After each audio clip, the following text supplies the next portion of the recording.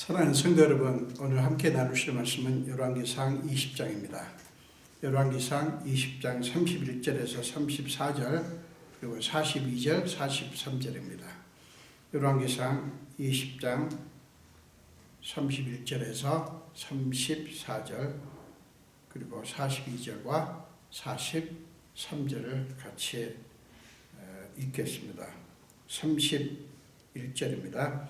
그의 신하들이 그에게 말하되 우리가 들은즉 이스라엘 집의 왕들은 인자한 왕이라 하니 만일 우리가 굵은 배로 허리를 동이고 테두리를 머리에 쓰고 이스라엘의 왕에게로 나아가면 그가 혹시 왕의 생명을 살리리이다 하고, 그들이 굵은 배로 허리를 동이고 테두리를 머리에 쓰고 이스라엘의 왕에게 이르되 왕의 종 베나다시 청하기를 내 생명을 살려주옵소서 하더이다.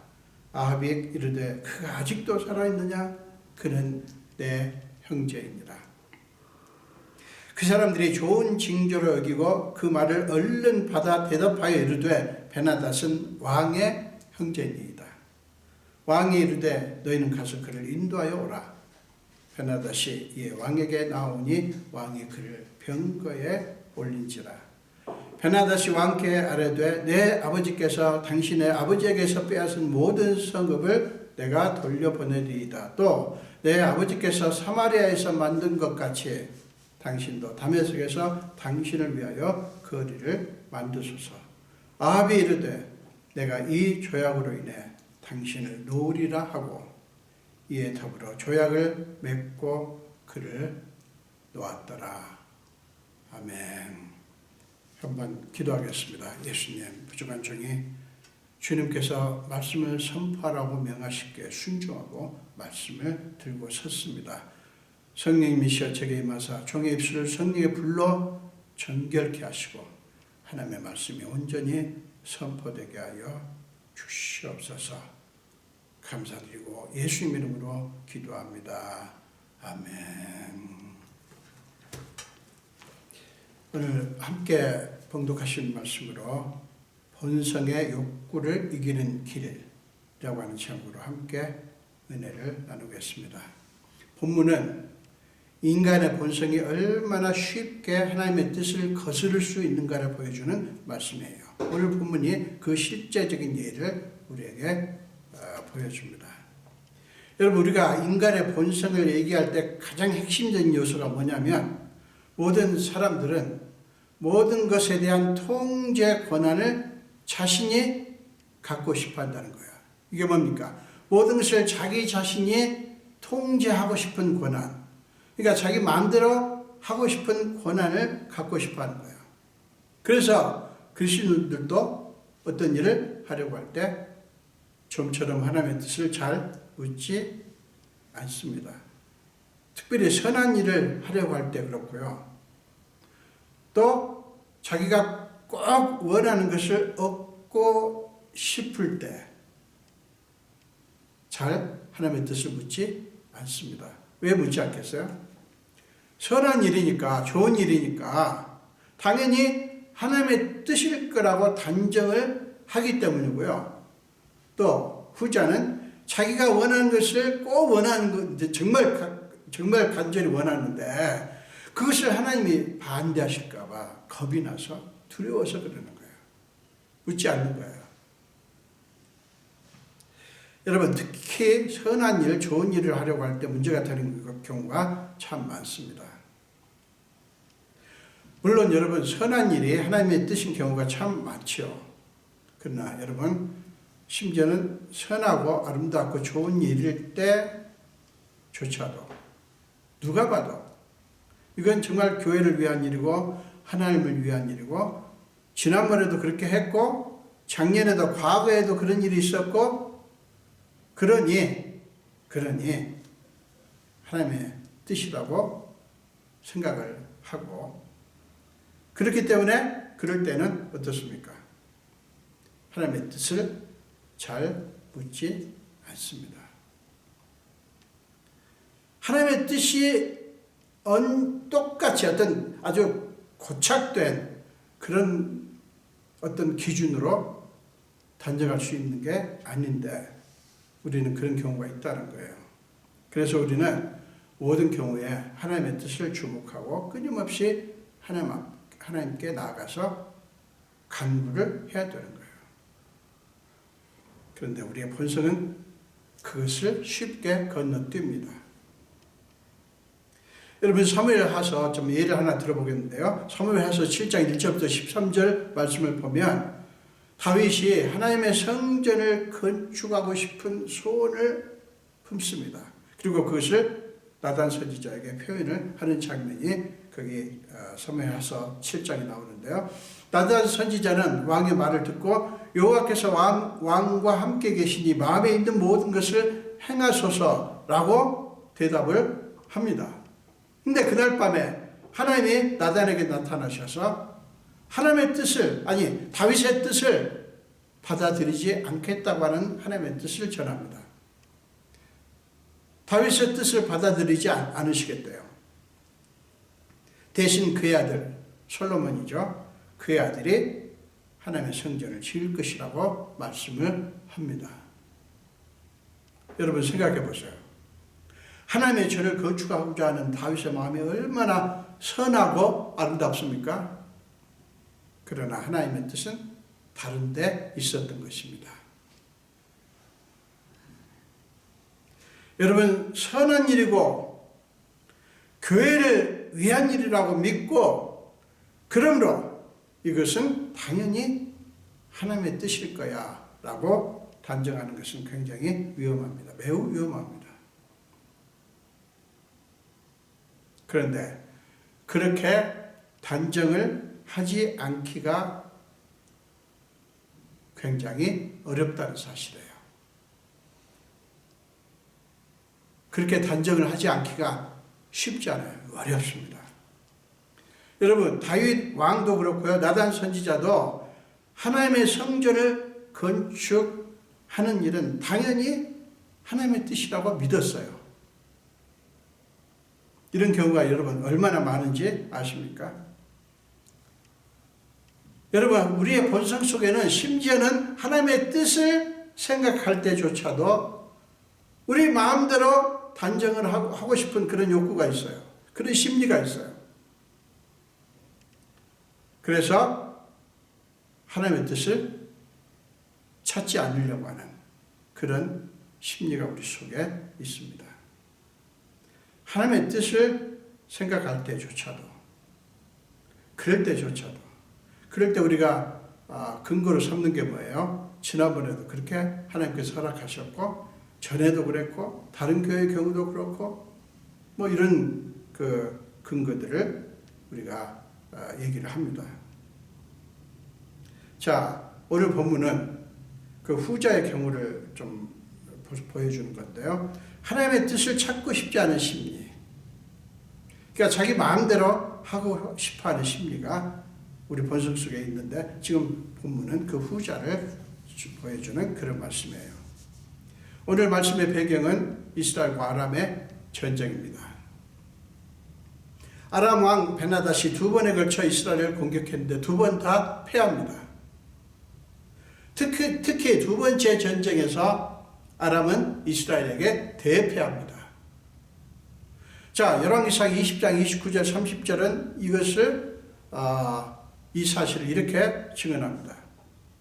진영이 서로 대치한 지 7일이라 7째 날에 접전하여 이스라엘 자손이 하루에 아람 보병 10만 명을 죽이매 그 남은 자는 아벡으로 도망하여 성읍으로 들어갔더니 그 성벽이 그 남은 자 2만 7천 명 위에 무너지고 베나닷은 도망하여 성읍에 이르러 골방으로 들어가니라. 아람의 2번째 패배는 첫 번째 패배와는 비교도 할 수 없는 회생이 불가능할 정도의 충격적인 패배였어요. 베나닷 왕까지 골방에 숨을 수밖에 없는 그런 상황이었던 것입니다. 본문은 그 패배 후에 아람의 신하들이 골방에 숨어있는 베나닷 왕에게 간언한 이야기로 시작합니다. 자, 31절입니다. 우리가 들은 적 이스라엘 집의 왕들은 인자한 왕이라 하니 만일 우리가 굵은 배를 배로 허리를 동이고 테두리를 머리에 쓰고 이스라엘 왕에게로 나아가면 그가 혹시 왕의 생명을 살리리이다. 당시 아람은 시리아죠. 당시 아람은 주변 어떤 나라들보다 강한 나라였습니다. 그러나 그들은 승리를 장담했지만 당연히 그렇죠. 지금까지 아람에 맞선 나라가 없어서 전부 다 주변의 국가들을 정복을 했습니다. 자, 그렇기 때문에 이스라엘도 당연히 이스라엘과의 전투에서도 당연히 승리를 장담을 했어요. 그러나 두 번의 전투에서 패했지, 두 번째 전투에서는 이렇게 적대국이 이스라엘 왕에게 생명을 구걸해야 되는 그런 상황까지 떨어지고 말았으니 여러분 얼마나 비참합니까? 그래도 살아야 되겠기에 아람 왕은 신하들을 이스라엘 왕에게 보냅니다. 신하들은 베나다스에게 건의한 대로 굵은 배로 허리를 동이고 테두리를 머리에 쓰고 이스라엘 왕 아합에게 나아가서 왕의 종 베나다시, 지금 자기 왕을 이렇게 표현합니다. 왕의 종 베나다시 청하기를, 자 이번은 왕의 말이에요. 내 생명을 살려주옵소서 하더이다 라고 자기 왕을 대신하여 생명을 구해달라고 사정을 합니다. 여러분 전세가 이렇게 뒤집히리라고 누가 상상이라도 했겠어요? 두 나라의 1차 전투 때 상황을 성경은 이렇게 우리에게 전합니다. 요한계시록 20장 2절부터 4절까지 말씀입니다. 사자들을 성 안에 있는 이스라엘의 아합 왕에게 보내 이르기를 베나다시 그에게 이르되 내 임금은, 지금 베나다시 말입니다. 내 임금은 내 것이요 네 아내들과 네 자녀들의 아름다운 차도 내 것이라 하매 이스라엘의 왕이 대답하여 말하기를 내 주 왕이여, 지금 아합이 아람 왕을 향해서 하는 말이에요. 내 주 왕이여, 왕의 말씀같이 나와 내 것은 다 왕의 것입니다. 여러분 당시 아람 왕 베나닷의 위세가 이랬습니다. 어마어마했어요. 주변 모든 나라들이 아람 왕 앞에 굴복을 했습니다. 아람이 주변 국가들을 다 정복한 거예요. 이스라엘이라고 해서 예외일 수 없었어요. 그래서 아합 왕으로서는 그렇게 굴욕적으로 나와 나의 모든 것은 다 왕의 것입니다 라고 반응할 수밖에 없었어요. 이랬던 아합 왕 앞에 이번에는 베나닷이 신하를 보내 내 생명을 살려주옵소서 라고 통사정을 지금 하고 있는 거예요. 베나닷의 신하들이 아합 왕 앞에서 자기 왕을 왕의 종 베나닷이라고 부르는 이 호칭이 두 사람의 뒤바뀐 운명을 잘 설명해 주고 있지 않습니까? 여러분 어떻게 해서 상황이 이렇게 바뀌었을까요? 이 질문에 대해서 성경은 명확하게 답을 합니다. 열왕기서 20장 13절과 28절입니다. 한 선지자가 13절입니다. 한 선지자가 이스라엘 왕 아합 왕에게 나아가서 이르되 여호와의 말씀이 네가 이 큰 무리를 보느냐? 내가 오늘 그들을 네 손에 넘기리니 너는 내가 여호와인 줄을 알리라 하셨나이다. 자 28절입니다. 그때 하나님의 사람이 이스라엘 왕에게 나와 말하여 이르되 여호와의 말씀이 아람 사람이 말하기를 여호와는 산의 신이요 골짜기의 신은 아니라 하는도다. 그러므로 내가 이 큰 군대를 다 네 손에 넘기리니 너희는 내가 여호와인 줄을 알리라 하셨나이다 하니라. 그렇습니다. 아람의 이 큰 군대를 하나님께서 아합의 손에 넘기셨기 때문에 이스라엘이 승리한 거예요. 하나님이 하신 거예요. 하나님이 그렇게 하기로 결정을 하시고 작정을 하시고 그 놀라운 일을 이루셨습니다. 여러분, 그렇게도 겁을 주던 아람 왕이 신하들을 보내서 생명을 살려달라고 간청을 하자, 사정을 하자 아합 왕이 어떻게 반응하는가를 우리는 주목할 필요가 있어요. 32절입니다. 아합 왕은 즉각 그가 아직도 살아있느냐? 그는 내 형제이니라. 여러분, 지금 아합이 지금 어떤 기분인지 여러분 느껴지십니까? 지금 아합은 지금 보통으로 말하는 게 아니에요. 그가 아직도 살아있느냐? 그는 내 형제니라. 느닷없이 그는 내 형제라고 소리를 지릅니다. 그는 기쁘다 못해 몹시 흥분이 되어가지고요, 베나닷을 내 형제라고 부른 거예요. 지금 상황이 너무 어마어마한 상황 변화가 있었잖아요. 아합 왕은 거기에 너무 지금 흥분이 되어 있는 거예요. 그것 때문에. 아합 왕은 베나닷의 신하들에게 너희는 가서 그를 인도하여 오라. 베나닷이 왕에게 나오니 왕이 아합이 그를 자기 병거에 올린지라. 자기 병거에 지금 베나닷을 자신의 병거에 태웠다고 하는 것은 여러분 그를 극진하게 대접을 했다고 하는 것을 의미합니다. 높였다고 하는 것을 의미하는 거예요. 자, 한껏 고무된 베나닷은 아합에게 이렇게 외칩니다. 내 아버지께서 당신의 아버지에게서 빼앗은 모든 성읍을 내가 돌려보내드리이다. 또 내 아버지께서 사마리아에서 만든 것 같이 당신도 다메섹에서 당신을 위하여 거리를 만드소서. 여러분, 듣기만 해도 신나는 말들 아닙니까? 여러분, 이것을 어떻게 우리가 보아야 될까요? 이거 굉장한 외교적인 성과 아닙니까? 아람에게 빼앗겼던 모든 성읍들을 고스란히 싸우지도 않고 고스란히 돌려받게 되었잖아요. 아합 왕이 원수에게 선을 베풀었기 때문에 이런 결과가 나온 거 아닙니까?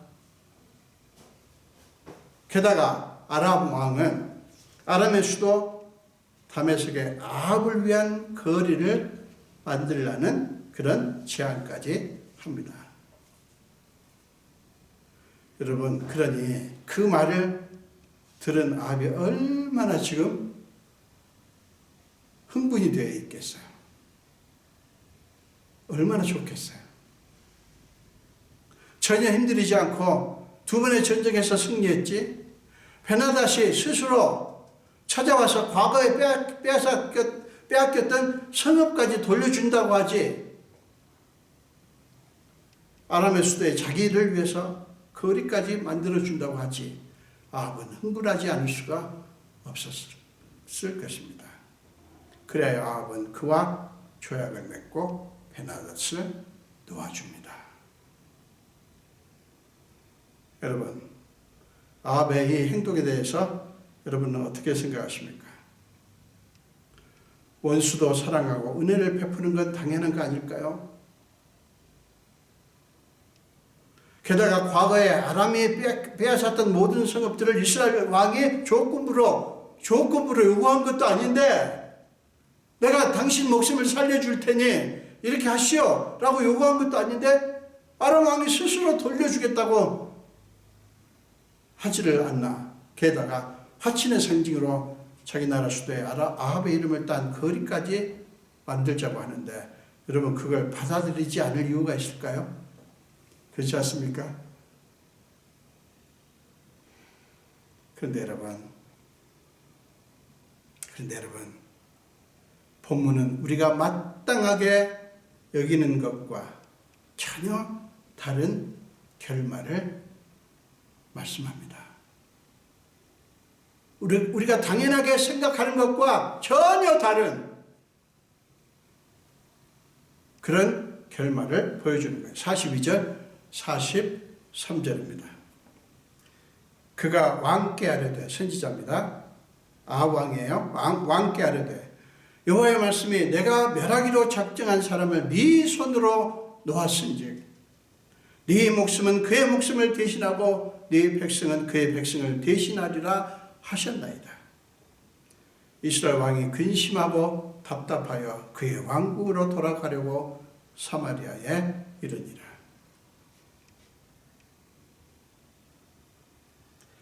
여러분, 아람 왕 베나닷을 놓아준 아합에게 하나님은 엄중한 심판을 선포합니다. 이유는 간단합니다.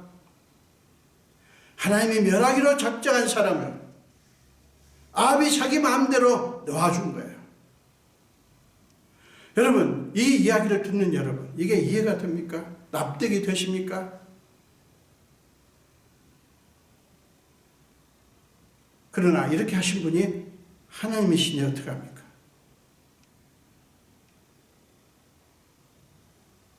그렇습니다. 하나님이 잘못하실 리가 없죠.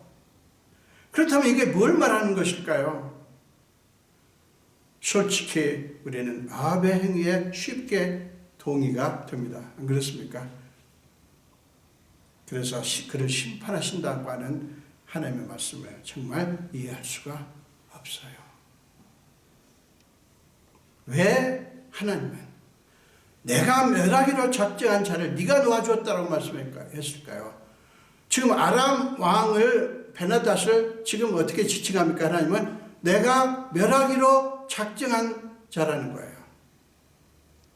성경은 명확하게 왜 그를 멸하기로 하셨는지 명확하게 증거를 제시하지는 않지만 당시 아람 왕 베나닷이 1세도 그렇고 이 사람은 2세인데 굉장히 악했습니다. 주변 나라들을 굉장히 아주 학대를 했고요. 전부 정복을 했을 뿐만 아니라 아주 포악적인 그런 방식으로 그들을 백성들을 죽이고 악행을 한 왕입니다. 그래서 하나님께서 그를 멸하기로 작정을 하셨던 거예요. 사랑 여러분,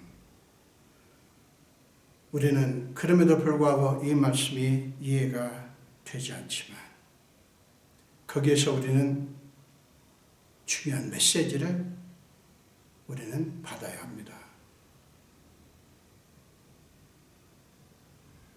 여러분, 아합 왕이 뭘 잘못했기에 하나님은 그런 무서운 심판을 내리셨을까요? 사랑하는 여러분, 그는 심각한 착각을 한 것입니다. 어떤 착각이요?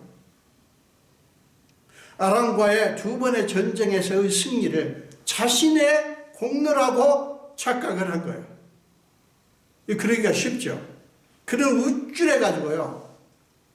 그 승리가 순전히 하나님으로부터 왔다는 사실을 잊어버리고 은근히 그 승리를 자신의 공로로 돌린 거예요. 자신의 공로로 돌린 거예요. 자신이 잘해서, 자신이 이스라엘 왕으로서 잘 통치를 했기 때문에 승리를 했다고 자신의 공로로 돌린 거예요. 하나님의 공로를 자기가 가로챈 거죠. 하나님의 공로를 자기가 가로챈 거예요. 여러분, 우리가 죄를 하고 그 결과가 너무 좋으면 우쭐해집니다. 이거 굉장히 위험한 거예요. 저 많이 경험했어요. 우쭐해집니다. 그래가지고요, 나는 훌륭한 왕이야, 뭐 이런 식으로 했겠죠. 승리를 자기 것이라고, 자기 공로라고 그렇게 치부를 해버린 거예요. 사랑하는 여러분, 하나님을 위해서 일하는 저와 여러분들이, 주님을 위해서 주님의 교회를 섬기고 하는 분들이 아주 흔하게 범하는 실수가 이것입니다. 여러분, 아합의 승리는 하나님이 주신 거 아닙니까? 안 그렇습니까? 아합의 승리는 하나님이 주신 거 아닙니까? 그런데 그는 하나님의 것을 갖고, 이것은 하나님의 승리예요.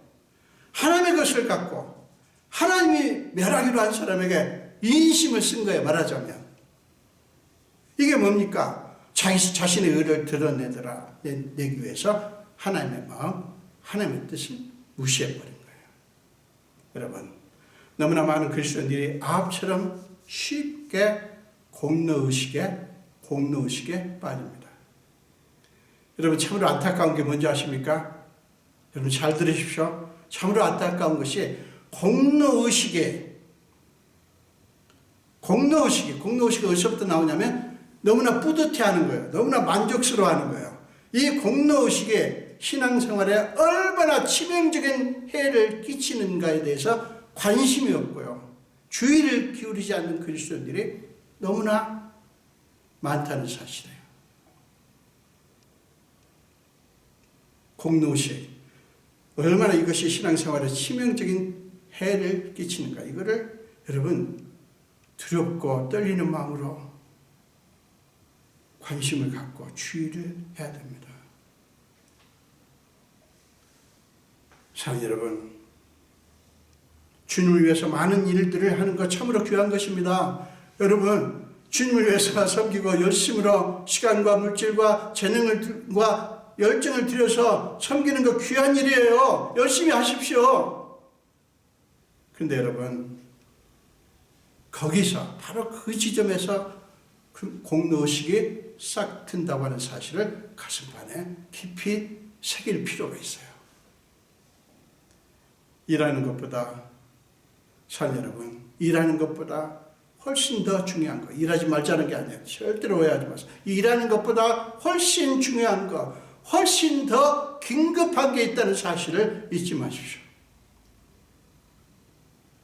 그것은 주님을 더 알아가고, 주님께 더 집중하고, 주님을 더 깊이 사랑함으로써 하나님의 마음, 하나님의 뜻에 대한 예민함을 잃지 않는 거예요. 또 하나는 뭐냐면 우리가 주님께 집중할 때 우리의 욕구가 아니라 자꾸 우리는 우리의 욕구를 집중하죠. 우리가 주님께 집중할 때 하나님이 우리에게 최고의 기쁨과 만족을 부어주신다는 사실, 그게 하나님의 소원이라는 사실을 기억하는 거예요. 하나님은 우리가 애써 얻어내는 것들 따위하고는 비교조차도 할 수 없는 최상의 것을 우리에게 주시기를 기뻐하십니다. 그러니 우리가 그까지 천박한 기쁨과 만족 따위를 얻기 위해서 본성의 욕구를 따를 수 있겠습니까? 우리가 그까지 천박한 기쁨, 만족, 하나님이 주시는 게 비하면 우리가 애써서 얻어내는 거 그거요. 천박한 거예요. 필요 없다는 게 아니에요. 하나님께서 주시는 것에 비하면. 사랑하는 여러분, 하나님은 일을 시키시려고 우리를 부르신 게 아니라 저와 여러분 모두를 하나님의 백성으로 삼으시고 마음껏 사랑하시고 축복하시려고 우리를 부르셨다는 사실을 절대로 잊지 마시기 바랍니다. 그래야 우리의 본성의 욕구를 이기는 우리 모두가 되시기를 주님의 이름으로 축원합니다. 기도하겠습니다. 예수님 감사합니다. 오늘 이 말씀을 통해서 우리를 교훈해 주셔서 감사합니다. 솔직히 우리가 참 자주 실패하는 부분입니다. 그러나 오늘 아방의 실패를 통해서 우리에게 깨우쳐 주셔서 감사합니다. 아버지, 우리 속에 있는 이 본성적인 것들, 거기서 나오는 욕구를 우리 힘으로는 이길 수 없습니다. 성령이시여 우리 안에 충만하시고 우리를 붙들어 주시옵소서. 그래야 넉넉하게 우리의 욕구를 이기고 하나님께 영광을 돌리며, 그래야 하나님이 주시는, 우리가 얻어내는 것과 비교도 안 되는 하나님이 주시는 은총의 선물을 마음껏 받을 수 있게 하여 주시옵소서. 감사드렸고 예수 이름으로 기도합니다. 아멘.